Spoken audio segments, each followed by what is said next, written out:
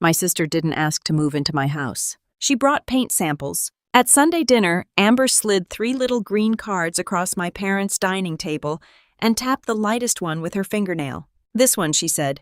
"Sage mist. It'll make Claire's back room look less depressing." My mother smiled like it was sweet. My father nodded like it was settled. And I sat there holding a fork, realizing my family had already given my sister a room in my house before anyone had even asked me. Then Amber looked straight at me and said, "The mattress is being delivered Thursday, so try to clear your junk out before then." My mother reached for the dinner rolls. My father poured sweet tea into my glass. Nobody corrected her. Nobody looked embarrassed. Nobody acted like it was strange that my younger sister had ordered furniture to my address for a room I had never offered. Then Dad lifted his glass. "To family helping family," he said. They all smiled. They didn't know I had signed the sale papers 3 days earlier. My name is Claire Whitman. I was 36 years old, worked as an office manager at a pediatric clinic in Columbus, Ohio, and owned a small yellow ranch house with a cracked driveway, squeaky floors, and 1 maple tree in the front yard. It wasn't fancy. It wasn't big. It wasn't the kind of house people bragged about.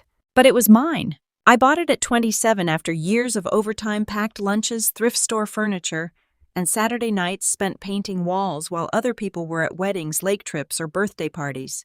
That house was my proof. Not proof that I was better than anyone. Proof that I could build something even if nobody in my family clapped for me. But to them, apparently, it was just extra space. 3 days before that dinner, I had come home from work and found 6 plastic storage bins stacked by the side door of my garage. Amber winter clothes, Amber shoes, Amber hair tools, Amber kitchen stuff, Amber bedding, Amber keep safe. At first, I thought she had mixed up my house with my parents' garage, so I texted her a picture. "Why are your boxes in my garage?" She replied 4 minutes later, "Relax, it's temporary." Temporary. In my family, that word had a very special meaning. It meant until Amber got comfortable. It meant until Mom stopped answering questions. It meant until Dad raised his voice. It meant until I gave up. So when Amber sat across from me at Sunday dinner with paint samples, a mattress delivery, and my parents smiling like proud hosts, the boxes finally made sense. They weren't storing her things. They were moving her into my life. My mother had used the blue plates she only brought out for Easter. There was a grocery store cheesecake in the center of the table. Dad had grilled chicken in the backyard, even though it was too cold to stand outside without a jacket. Amber sat in my usual chair. That should have been the first warning. She had always been good at taking a seat and making everyone else act like she had belonged there all along. "Don't make that face," Claire Amber said, leaning back. "It's just 1 room." "My room," I said. She laughed. "A room you use for old boxes and sad little craft projects." My mother's smile tightened. "Amber." But she didn't tell her to stop. Amber shrugged. "What I'm just saying. Claire lives alone. She's not exactly using the space for a family." The words landed quietly. That was how Amber hurt people best. Not with shouting, with a smile, with a little truth twisted just enough to cut. My father cleared his throat. "Amber's lease ends next week. Your mother and I told her not to renew." I slowly set my fork down. "You told her not to renew her lease." Mom folded her napkin in her lap. "We assumed you'd understand." There it was. The family word that had ruined so much of my life. Assumed. They assumed I would lend money. Assumed I would drive across town. Assumed I would babysit. Assumed I would smile. Assumed I would not embarrass them by saying no. Amber took a sip of tea. "I mean, you're always talking about how quiet your house is." I never said that. Mom gave me the look. The one that meant behave. The one that meant don't make your sister cry. The one that meant Claire be the easy one. Dad sat back and folded his arms. "Your sister needs stability." I looked at him. "And what do I need?" He blinked like the question didn't belong at the table. Amber rolled her eyes. "You need to stop acting like sharing space is some huge sacrifice. You don't even have kids. You don't have a husband. What else are you using the house for?" My mother whispered, "Amber, that's enough." But it wasn't enough. Because nobody had said the one thing that mattered. Nobody had said that was cruel. Nobody had said, "Claire, are you okay?" Nobody had said we should have asked you first. Instead, Dad looked at me with disappointment already loaded in his face. "You've always been this practical one," he said. "Don't start acting selfish now." I felt something inside me go still. Practical. Responsible. Independent. Those words sound like compliments until your family uses them as handcuffs. Amber had been figuring things out since she dropped out of community college. She figured things out while Dad paid her car insurance. She figured things out while Mom covered her phone bill. She figured things out while my parents slipped her grocery money and told me not to judge, because life is harder for some people. Some people, never me. I was the daughter who handled things. The daughter who didn't need rescuing. The daughter who was praised for being strong until strength became the reason nobody helped me. My father leaned forward. Claire, your sister needs that house more than you do. For a moment, I couldn't breathe. Not the room, not a couch, not a few weeks. The house. He had said it like my life was something that could be measured and found less important. Amber watched my face and smiled. Not big, just enough. And that little smile did something to me. It reminded me of every time she had taken the last slice, the front seat, the better room, the bigger apology, the softer version of our parents. It reminded me of every time I had been asked to understand because Amber was sensitive, because Amber was struggling, because Amber needed more. I reached down into my purse. Inside was a plain white envelope I had almost left in the car. I brought it because my mother's phone call that morning had sounded too cheerful. Dinner at 6. Wear something nice. We have good news. Good news. For Amber. An order for me. I placed the envelope on the table. Everyone stared at it. Dad frowned. What's that? My good news, I said. Amber laughed under her breath. Oh, this should be dramatic. I pulled out one page. Not a stack. Not a folder. Not a courtroom. Just one page and one sentence. I sold my house. The dining room went completely silent. My mother's hand froze halfway to her glass. My father stared at me like I had spoken another language. Amber's face emptied. What she whispered. I accepted an offer last week, I said. I move out in 28 days. The old clock above my parents' kitchen doorway ticked 3 times before anyone spoke. Then Amber stood so fast her chair scraped the floor. You did this because of me. Number. Yes, you did. Her voice shook with anger, not fear. You found out I needed somewhere to stay and you sold your house to keep me out. That was Amber's talent. She could step into your home, take your room, take your peace, take your parents' sympathy, and still find a way to make herself the one being wounded. Dad pushed back from the table. Call the buyer. Number. You can cancel. I won't. Mom pressed a hand to her chest. Claire, honey, this is extreme. No, I said. What's extreme is planning to move someone into my house without asking me. Amber's eyes filled instantly. Fast tears. Useful tears. Tears that arrived before responsibility ever did. I can't believe you hate me this much, she said. I don't hate you. You'd rather hand your house to strangers than let your own sister have one room. My house was never yours to need. Mom gasped softly like I had said something unforgivable. Dad's jaw hardened. You're choosing pride over family. No, I said. I'm choosing myself before there's nothing left of me. Amber wiped her cheek. You always do this. I stared at her. Do what? Act like you're some victim because you have to be responsible. Something in my chest burned, because she had no idea what that word had cost me. Responsible meant I paid my bills before I slept. Responsible meant I answered Mom's calls even when I knew she only wanted something. Responsible meant I smiled at baby showers, bridal showers, holiday dinners, and every family event where Amber arrived late and was forgiven before she even apologized. Responsible meant nobody noticed when I was tired, because tired was not allowed to be my role. My mother leaned toward me. Her voice became soft in that dangerous way, the way she used when she wanted me to doubt myself. Claire, are you okay? This doesn't sound like you. Maybe you're overwhelmed. I almost laughed. When Amber cried, she needed support. When I made a decision, I needed concern. Dad tapped the page with 2 fingers. That house is the best thing you ever did. And now you're throwing it away because you can't be generous. That hurt more than I wanted it to, because the house was not the best thing I had ever done. Surviving in a family that only noticed me when I was useful was the best thing I had ever done. Building a life without becoming bitter was the best thing I had ever done. Standing at that table without screaming was the best thing I had ever done. I put the page back into the envelope. Amber needs another plan, I said. Mom's eyes flashed. So you're leaving your sister with nowhere to go? She has an apartment until the end of the month. She can't afford it. Then she needs a cheaper one. Dad snapped, family helps family. I looked at him. Then why does family only ever mean me helping Amber? No one answered. Amber grabbed her purse. You're selfish. Maybe those words would have broken me 5 years earlier. Maybe even 1 year earlier. But that night they landed differently. Not like truth, like a receipt for a role I was finally returning. I stood. I'm going home to pack. Mom rose quickly. Claire, sit down. We are not done. Yes, I said calmly. We are. And I walked out before they could turn my no into another family meeting. By Monday morning, the story had already changed. Aunt Linda called first. Claire, your mother told me what happened. She said using the soft voice relatives use when they have already decided you are guilty. I never imagined you would punish Amber for struggling. I stood in my kitchen holding a roll of packing tape. I'm not punishing Amber. She said you sold your house after finding out she needed a place to live. I had already decided to sell. Aunt Linda sighed.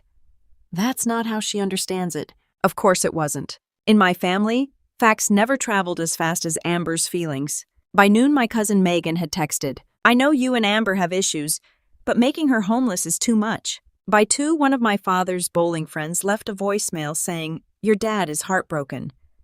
Think about what kind of daughter you want to be.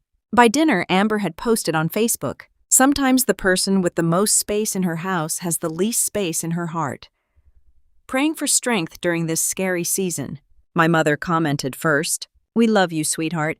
You are never alone. 38 people reacted with hearts. I stared at the screen until my eyes burned. Then I turned my phone face down and packed my mugs. One by one. The chipped blue mug from my first office Christmas party. The yellow one that said, actually I can. The big white one I drank tea from the night I signed my mortgage papers. 9 years of my life wrapped in newspaper while my sister collected sympathy for losing a room she never owned.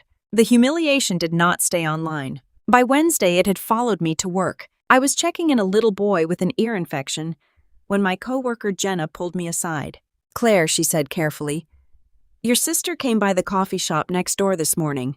My stomach dropped. She said she might be homeless soon because you sold your house suddenly. For a second, I heard the waiting room around me. A toddler crying, cartoons playing softly on the wall TV, the receptionist printer humming. Normal life, and there I was, being turned into a villain in the middle of my workday by the person my family said I needed to protect. Amber is not homeless, I said. She has an apartment until the end of the month. My parents have a 4-bedroom house. She has options. She just doesn't like options that require her to stand on her own. Jenna's face changed. I'm sorry. I didn't know. I nodded, but I couldn't speak. I went to the bathroom, locked myself in the last stall, and let my hands shake. Being misunderstood by strangers is irritating. Being lied about by your own sister is different. It feels like being erased by someone who knows exactly where to press. That night I ate canned soup standing over the kitchen sink because my chairs were stacked with moving boxes. My phone kept buzzing. Aunt Linda. Megan. Mom. Unknown number. I didn't answer. I just kept eating because if I stopped moving, I knew I would cry. The truth was simple. I had not sold the house because of Amber. I sold it because the house had been quietly eating me alive. In February, the roof leaked after a snowstorm and stained the hallway ceiling yellow-brown. I still remembered standing under it with a mixing bowl in my hands, listening to water drip into it, while Amber posted photos from a girls' weekend in Nashville. In April, the sewer line backed up into the basement laundry room. I spent 2 hours in rubber gloves trying not to gag, then cried in the shower because the repairman's estimate was more than I had in savings. In June, the air conditioning died during a heat wave. The technician stood in my driveway wiping sweat from his forehead and said gently, Ma'am, this system should have been replaced years ago. I thanked him like a normal person. Then I sat in my car in the Home Depot parking lot for 20 minutes, holding the estimate in one hand and my phone in the other, trying to decide whether to fix the AC or pay down the card I had already used for the sewer repair. None of it was dramatic enough for a movie. It was just the ordinary kind of pressure that makes you stop sleeping, the kind that makes you compare soup cans at Kroger, the kind that makes you wear the same black flats until the soles split because shoes feel like a luxury.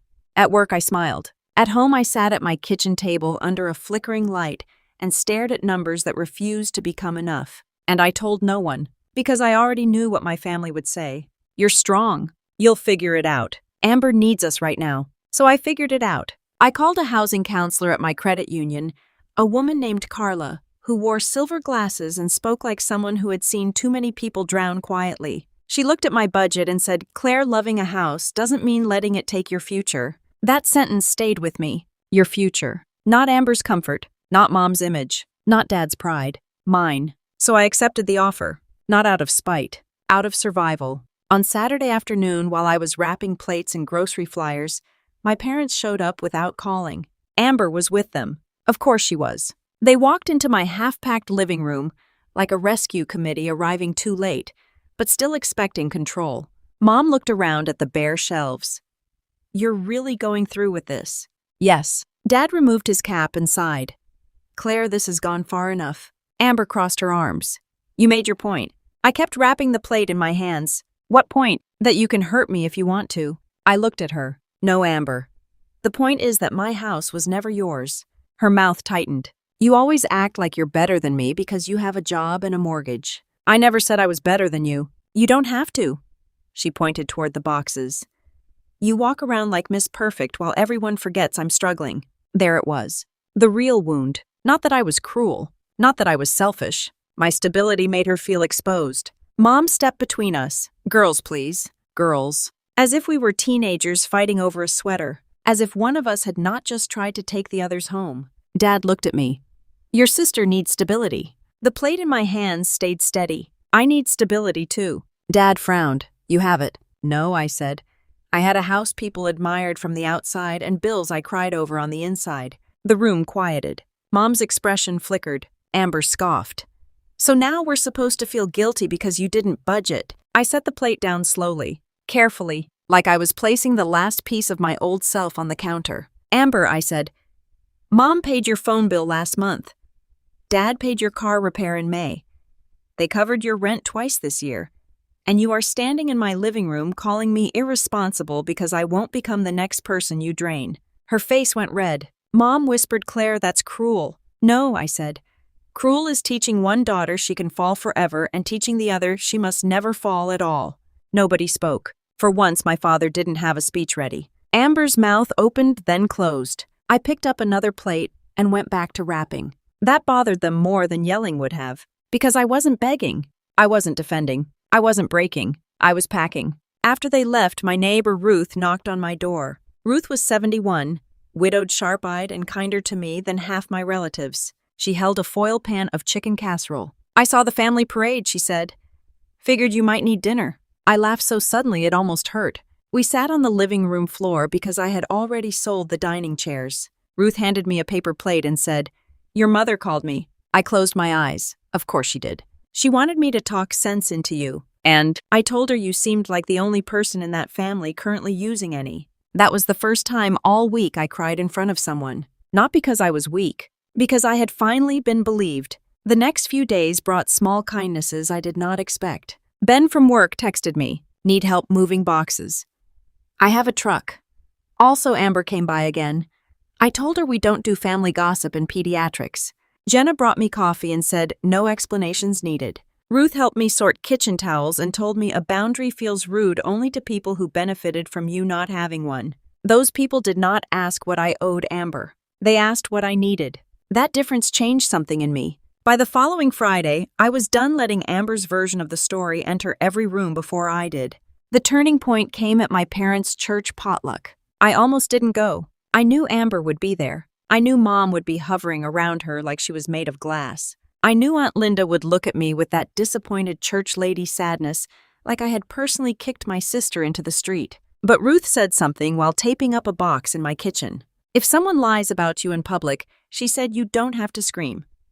But you do have the right to stand there while the truth enters the room." So I went. The potluck was in the fellowship hall behind my parents' church. The same room where we had held graduation lunches, baby showers, retirement parties, and one extremely awkward wedding anniversary for Uncle Ray and Aunt Linda. Long folding tables lined the walls. Crock-pots steamed beside foil trays of baked ziti green bean casserole, fried chicken, deviled eggs, and grocery store sheet cake. Kids ran between chairs. Men stood near the coffee urn talking about football. Women carried paper plates and whispered with the confidence of people who had heard one side of a story. Amber stood near the dessert table in a cream sweater looking fragile and beautiful and wronged. My mother had one hand on Amber's back. Aunt Linda was beside them. So was Megan. So was half the family. I heard Amber before she saw me. "I just never thought Claire would actually do it," she said, voice trembling perfectly. I mean, she knew I had nowhere else. Aunt Linda touched her arm. Honey, you don't have to explain. We all know Claire can be hard. Hard. I had become hard because I did not hand over my house. I stepped into the circle. No, I said. Explain it. Everyone turned. Amber's face changed. Just for a second. Then she recovered. Claire not here. Yes, I said. Here. My mother's eyes widened. Claire, please. I looked at Amber. You told everyone I made you homeless. So let's make sure everyone understands. Where did you sleep last night? Amber blinked. What? Where did you sleep last night? People around us quieted. Amber glanced at Mom. I kept my voice calm. Was it your apartment where your lease is still active? Or was it Mom and Dad's guest room where the new mattress is already set up? Aunt Linda's hand slowly dropped from Amber's arm. Megan looked between us. Amber's face flushed. That's not the point. It is exactly the point. Dad appeared behind my mother holding a paper cup of coffee. He looked from me to Amber. I could see the moment he realized this was not going to be another private conversation where everyone could pressure me until I folded. I turned to him. Dad, did you or did you not tell Amber she could move into my house before asking me? His jaw tightened. The room had gone quiet enough for the ice machine to be heard humming in the corner. Mom whispered Claire. Dad stared at the floor. Then he said quietly, yes. The word moved through the group like a dropped glass. I looked at Mom. Did you tell Aunt Linda? I offered. Mom's face went pale. Aunt Linda turned sharply. Helen. My mother swallowed. I said Claire would understand. That's not what I asked. Mom looked down. Yes, she whispered. I let people think Claire had offered. Amber's eyes flashed. Why are you doing this? I turned back to her. Because you came to my workplace. Twice. You told people I was making you homeless. You posted online about me. You let our family shame me for protecting a home that was already breaking me. Amber's lips parted. Nothing came out. Then Ben walked in through the side door carrying a tray of cookies from the clinic bake sale. He froze when he saw the circle. Ruth came in right behind him. My mother looked like she wanted the floor to open. Ben glanced at me, then at Amber. She came to the clinic, he said simply. She told people Claire sold her house to leave her with nowhere. That wasn't true. Ruth set her casserole down on the table. And that girl Ruth said, pointing gently at me, has been packing alone after working all day, while people who should love her called her selfish. No one spoke. For the first time in my life, my parents looked at Amber and did not rescue her. Amber waited. She looked at Dad, then Mom, then Aunt Linda. Nobody stepped in. That silence was the loudest thing I had ever heard. Amber's voice cracked, but this time it wasn't soft. It was angry. Fine, maybe I made it sound worse. But nobody ever understands how hard things are for me. I nodded. You're right. Life is hard for you. But you made sure mine stayed hard too. Her eyes filled again, but the tears didn't work the same way in that room anymore. Dad set his coffee down. Enough, Amber, he said. 2 words. Quiet. Late. But real. Amber looked at him like he had betrayed her. Mom covered her mouth. Aunt Linda looked at me with shame in her eyes. Megan whispered, Claire, I'm sorry. I didn't say it was okay. Because it wasn't. Amber grabbed her purse from a chair. This is humiliating, she said. Then she walked out of the fellowship hall. This time nobody followed her. Not Mom. Not Dad. Not me. The door closed behind her. And for once, Amber's exit did not become my emergency. I walked to the dessert table, picked up a paper napkin, and wiped my hands, even though they were clean. My father came up beside me. He looked older than he had 10 minutes before. I didn't know, he said. I looked at him. I know. That doesn't make it okay. No, I said. It doesn't. He swallowed hard. You should have been able to tell us. I should have, I said. But you should have been the kind of parents I felt safe telling. His eyes filled. My father was not a man who cried easily. Seeing it did not erase years of hurt. It did not fix everything, but it opened a small crack in the wall my family had built around the truth. A week later, my parents asked if they could come by. Just them. That alone was new. When they arrived, my mother brought banana bread wrapped in foil, because apologies in my family usually arrived baked before they arrived spoken. They sat on my couch while I stood by the kitchen counter. Mom looked smaller somehow. We talked to Amber, she said. I waited. She asked us to pay for a new apartment. Dad sighed. First month, deposit, furniture. I felt the old tiredness rise in my chest. Then Mom added quickly, we are not asking you to help. I blinked. Dad looked at me. Actually, we wanted to ask what real help looks like. No one in my family had ever asked me that before. I opened the drawer beside the stove and pulled out a business card. There's a front desk opening at the clinic, I said. Full time. Benefits after 90 days. I asked if Amber could interview. No special treatment. No promises. Mom stared at the card. Dad took it slowly. This is help, I said. Paying her way out of every hard moment is rescue. Rescue is why she keeps drowning in shallow water. Mom's eyes filled again. We thought we were protecting her, she whispered. You were protecting her from growing up. Dad nodded, looking at the card in his hand. And we were protecting ourselves from hearing her complain. That honesty hurt, but it was real. 3 days later, Amber called me. Not texted. Called. I almost let it ring. Then I answered. What? A pause. Mom gave me the card. I know. Another pause. I'm not calling to thank you. That sounds like you. She exhaled sharply. I'm calling because I may have said some things that weren't completely true. I closed my eyes. Amber. Silence. Then she said I didn't lie. I said nothing. Another silence. I made it sound worse. Still, I said nothing. Finally, her voice dropped. Fine, I lied. The words sounded like it scraped her throat on the way out. Why, I asked. For once, she did not answer quickly. Then she said, because if everyone thought you were being cruel, nobody would ask why I still don't have my life together. There it was. Not an excuse, but the truth beneath the performance. For a moment, she sounded less like a villain and more like a scared woman who had been allowed to stay a child for too long. That did not erase what she had done, but it explained the shape of the damage. I can't fix that for you, I said. I know. Do you? I'm trying to. Amber came to the clinic interview that Friday, wearing a navy blouse, too much perfume, and the expression of someone walking into a room without a safety net for the first time. Her hands shook when she filled out the application. I did not help. I did not speak for her. I did not explain her gaps in employment. She had to sit across from my administrator and answer for herself. 2 days later, she got the job. Part-time at first. Full-time if she proved reliable. Her text came at 8:14 p.m. I got it. I stared at the screen for a long time. Then I replied, good. Show up early. She sent back an eye-roll emoji. I smiled despite myself. The day I moved out of the yellow house, the maple tree in the front yard had started turning red. Ben brought his truck. Ruth brought coffee. My father arrived wearing work gloves and said, tell me where to lift. No lecture, no guilt, no speech about family, just help. My mother came with sandwiches and asked before touching anything. That almost made me cry more than the apology. Amber came after her shift at the clinic. She stood in the empty living room looking at the walls where my photos had been. It feels smaller without your stuff, she said. It was never as big as everyone made it. She nodded. For a while, neither of us spoke. Then she said, I'm sorry I acted like your house was mine to need.